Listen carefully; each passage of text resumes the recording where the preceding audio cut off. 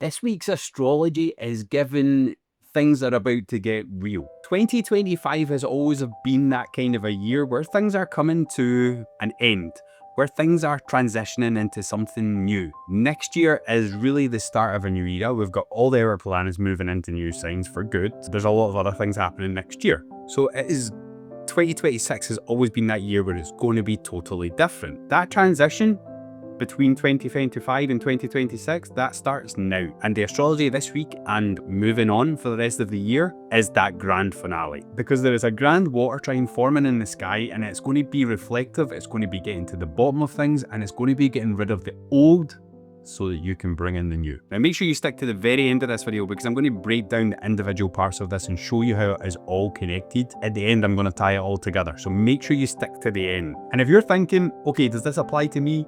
This applies to everybody, because it is literally going to light up every single sign one way or another. So let's start by looking at the Scorpio area of your chart. So this all kicks off on November the 18th, which is the day that I'm recording this. And this is the day that Mercury retrograde moves from the sign of Sagittarius into the sign of Scorpio. As he moves in there, he is going to create an opposition to Uranus. Uranus is in Taurus right now, it's retrograde, and this is bringing you the chance of breakthroughs. It's that electrical energy. And when it's in Taurus, that's going to be around, that could be around relationships, that could be around money, that could be around the things that you find comfort in. You could feel a little bit of a shake, or you could find a breakthrough in those areas. Now, Mercury retrograde is in Scorpio. It's just moved from Sagittarius. That was looking at the times where you needed to be brave and you weren't. That was looking at the times where you needed to take the steps to move forward and didn't. That was the time where you maybe had to explore a new path, but something from the past was keeping you stuck or was stopping you. And now we're moving into Scorpio, and it's like, okay, let's turn, look back and see these things so that we can transform and move forward when it goes direct again. And when it's Mercury, it's all about the things you see, the way you think, the thoughts, the stuff you know, all that sort of a stuff comes with Mercury. So this is looking back at the times where there's maybe been pain, where there's maybe been trauma, and when there's maybe been these things. Now, what happens after that opposition is we then have the new moon around the 20th of November, which is then going to, when the sun and the moon have joined Mercury at this point, this creates a Mercury Cazimi, which is like a refresh of Mercury. It gives you that clarity. It's that sort of a lighten up moment where you're like, I know what needs to be said. I know what I need to see. I know what I need. Yeah, it's that sort of a clarity moment when the sun gets with Mercury. And you've got the new moon as well. The new moon is dark. It's kind of like, okay, we can't see it. We don't know what we're doing. We don't know where we're going. But this is where we set intentions. We plant the seeds into the soil at this point so that they can grow by the time the full moon comes round. Now, I want to paint the story of the sky before I actually break down what kind of intentions to set. I will go into that probably at the end of this video. This new moon is at 28 degrees. Again, another later degree planet. The later degrees in astrology signify endings, signify coming to the end. They signify urgency, needing to close this chapter. And with the new moon being here, it's okay, right? We need to set intentions to go into this new chapter. We need to set intentions that we're going to be strong enough to go into this new chapter. And when it is Scorpio, it really is, it's like, okay, looking at the darker stuff, looking at the things where there was pain, looking at the things that weren't that comfortable. And okay, how can we not be defined by this? Now, one thing to consider here, Venus is also in Scorpio at the moment. She's at the 15, 16 degrees mark, which is halfway. That's a little bit more stable. She's a little bit good there. That does light up Venus and Libra and Taurus. So she's sitting there doing her thing. She's kind of stable, moving along, but she's going to then get to that end degree mark of Scorpio and create another opposition to Uranus in Taurus. So that is coming, but that's not for this. But she is there. So just know there could be Venus themes coming into this new moon as well. Now, what does impact this new moon? Who is the ruler of Scorpio? Mars. He is the traditional ruler. Now, Scorpio is also ruled by Pluto, but I'll get into that a little bit later because that's the modern ruler. But Mars is the traditional ruler of Scorpio. He also rules Aries. But the reason I mention Mars right now is because he's in Sagittarius. That gives this whole new moon a Sagittarian feel as well. It's giving you that vibe of needing to be brave, of needing the courage to move, to go forward, to explore into the unknown, going on an adventure. Yeah, you need the courage to do that. When Mars is ruling Scorpio from Sagittarius, it's giving you that, right? We need to start looking at, like, where am I maybe need to be a little bit braver? Where do I need that courage? What is stopping me? We're in Scorpio. What is stopping me with that? It might make you a little bit more blunt than normal, especially with the Mercury stuff. You might be a little bit more blunt. You might be a little bit more right. Well, that stuff doesn't matter because it's not actually true. It doesn't actually define the current moment where we are. And you might see stuff like that. With Scorpio as well, it could bring up secrets that you've maybe kept hidden or things that have been hidden from you. You're starting to get that clarity. And that's going to help you move into this new vision that you've got, or the new direction that you're going over the next whatever. The moon is here, and this is where the water trine starts to form, because the moon rules Jupiter, who is sitting in Cancer. So let's move into the Cancer area of your chart. Jupiter retrograde is the only planet that is sitting there at the moment. Now, I will say I was going to do a video on Jupiter retrograde, but I feel that you can't really mention Jupiter retrograde without mentioning all the other bits that are going on. And I think there's so much of the other bits going on that I just decided to do this video on instead. So with Jupiter retrograde in Cancer, that means Jupiter's all about growth, expansion, good fortune, having that optimistic outlook on life. When it's in Cancer, that's around your home, around caring, around nurturing, around that sort of a thing. He loves being in Cancer. Jupiter does really, really well in Cancer. He's known as being exalted there, his favourite place to be. So when he's there and he's retrograde, it's okay. What do I need to do to get the growth in this area, to get the expansion in this area?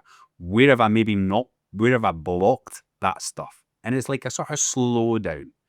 He's slowing down, he's going back, he's looking over what he's done in this area so far to see where he can go to get you the best benefits. Now, one thing to really remember with Jupiter is Jupiter can only match you with what you're willing to accept. Yeah?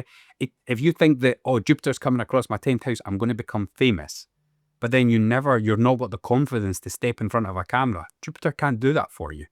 He might give you the confidence to start getting on camera, and then the next time you'll grow that way. It's just not possible for him to make you jump in front of a camera, become famous. That's not how Jupiter works. He will match you in what you are capable of. With the retrograde, it's looking back at where are you capable? Yeah? Can you expand your capabilities right now in that area? Wherever that Cancer area is in your chart. Remember we said that Scorpio is ruling Jupiter just now, because the moon is in Scorpio, which again, the Mars is ruling Scorpio from Sagittarius. When I was looking back over the last time Jupiter was in Cancer, which was around 2013, that's when I really started to take my fitness more serious. It's when I started to, I actually went from doing nursing and all that stuff to doing PT, personal training and stuff, and that sort of a stuff sort of took off in my life. Now, this time around, I would say, there's a similar theme there, yeah? I'm maybe not thinking about changing my whole career back to fitness or anything like that, but I've definitely started to take my fitness a lot more serious, yeah? And why would that tie into Jupiter? Because Jupiter's not really there for the expansion. Yeah, you could get the expansion and the growth in that area, but when it's in Cancer, it's inner security, yeah? If you're fit, if you're strong and able to do that stuff, and you're working on yourself and you've got good health routines, then you're strong, which gives you that little bit of security. It expands that security for you. So it is working with that, does kind of tie in to the Cancer themes as well, because it's that inner security. We have Jupiter retrograde there, doing its looking back stuff, probably going to get into the deep stuff because it has got Scorpio themes, because the moon is ruling Jupiter right now. But Jupiter also rules Sagittarius and Pisces. So Sagittarius is where Mars is. There's growth and expansion from this Mars transit because Jupiter is ruling Mars right now. So with Jupiter ruling Mars, Mars is ruling Scorpio, they're all working together here. Now the next part, Jupiter also rules Pisces, which is the last area of this trine. Now the Pisces area of your chart has been lit up for quite a while, over the last year anyway, and probably longer than that, with Neptune and Saturn both being there and creating things with other planets from there.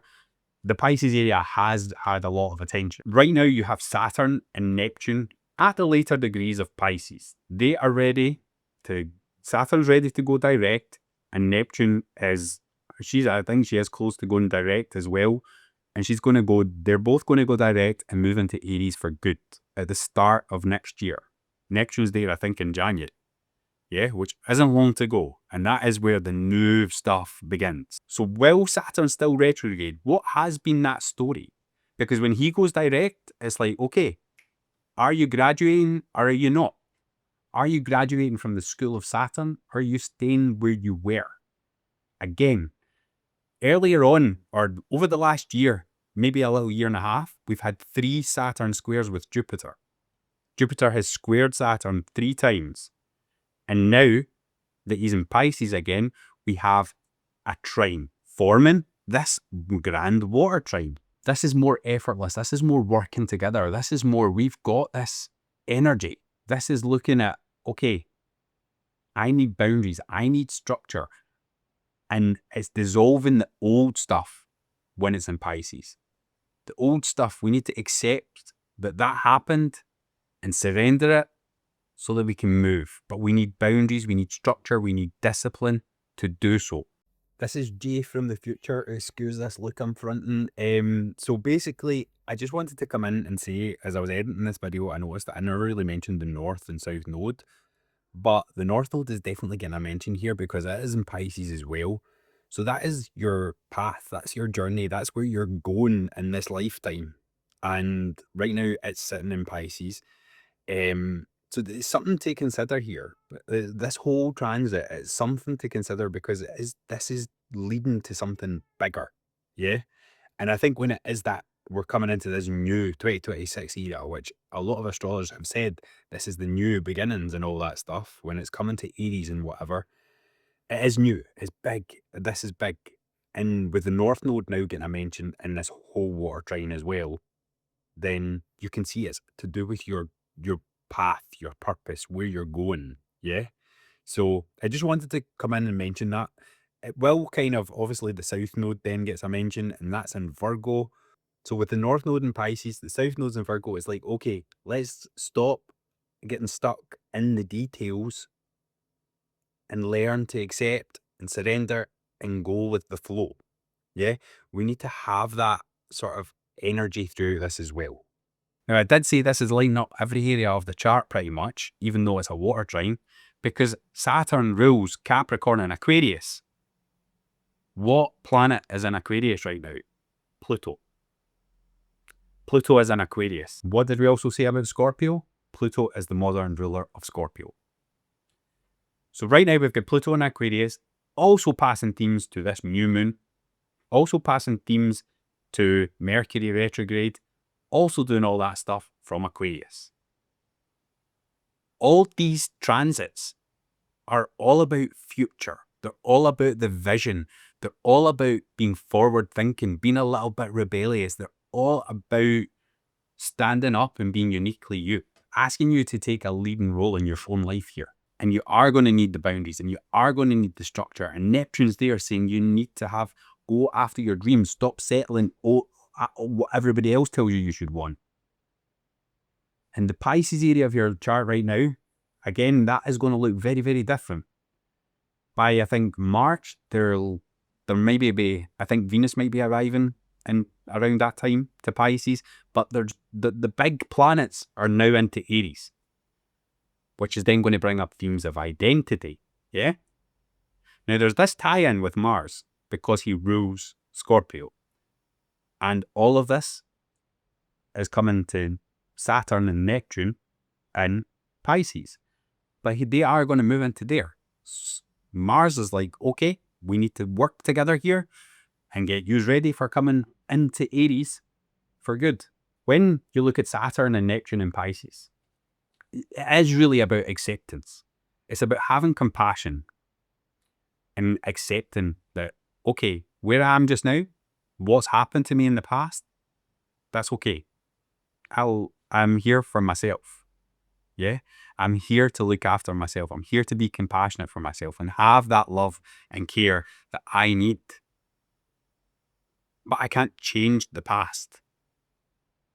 And with Saturn there, it's like, okay, what is the dream? What is that? Neptune wants you to go after your dream. Saturn's like, we can do this, but we need to make sure it's structured, we need discipline, and we need boundaries, or you're not going to get there. So you've got this sort of ground in that dream with Saturn being there. Neptune wants to dissolve the boundaries and everything's a possibility. Saturn is like, okay, rein it in, let's make it happen. Let's bring it into reality. So what is the bigger picture here? Because like I said, this one, I was like, I need to talk about this. This is a big transit, but it's not one of the transits that you can, I was like, do I do a forecast? Do I not do a forecast? And it's not one I can do a forecast easy, because it is literally lighting up every area of your chart. So without speaking to you one-to-one and getting context and seeing what's happening, it's very, very hard for me to give a forecast on this one transit, this big transit, because it does touch every area of every part of your chart. So what do you do with this information? Well, the main advice I'm going to give you is to look at where have you been accepting scraps in your life. Now is the time to go after what you deserve. It's not accepting scraps anymore. And I think during this Mercury retrograde, the stuff in Scorpio, the new moon, it's like, okay, I'm done letting the past define me. I'm done letting trauma, pain, that sort of a stuff define me. It happened, I've got stronger, and it's time to move forward. Aquarius and Sagittarian vibes here, yeah? Because as much as there's not really anything tied to Aquarius and like Pluto isn't really tied in, they are being ruled by planets that are, or they are ruling a planet that is, or a sign that is. So there is Sagittarian vibes, there is Aquarius vibes, which tie in Pluto and which tie in Sagittarius. It's very, very hard when things have happened and everybody's different. That could be something really, really small. It could be something that has been life-shattering. But things have happened. This transit is asking you, let's heal that. Let's move from it. Let's look to the future. It might have felt scary. It might have felt like we couldn't before with our old programming. But let's program ourselves going into this new era, if you want to call it that, a little bit stronger. We're brave enough to do the things that do take us toward our vision, that do allow us to be a little bit forward thinking and a little bit rebellious when we need to be. Let's do the healing of that stuff. That's what Scorpio wants. He wants you to have that transformation. Pluto as well. Pluto in Aquarius. That wants you to break down the parks. Break down it. Kill it. So that you can birth the new. Pluto really is that rising like a phoenix sort of an energy. And it is a generational planet. Yeah, this isn't, Pluto in Aquarius is a generation. It's not going to have that, it's not going to be that noticeable stuff until the end. And you look back and you're like, wow, that was quite a big thing that happened. Yeah, but there is elements of that. You need to have that flavor when you're looking at Scorpio, because Scorpio is all about transformation, looking at the pain and transforming it into power. So where can you take back your power? Is it saying the things that you need to say? Is it starting the business that you've thought about? Is it going after that promotion because you bloody deserve it? Is it getting out of a situationship because you deserve so much better? Is it a relationship that you've been stuck in because it's now convenient?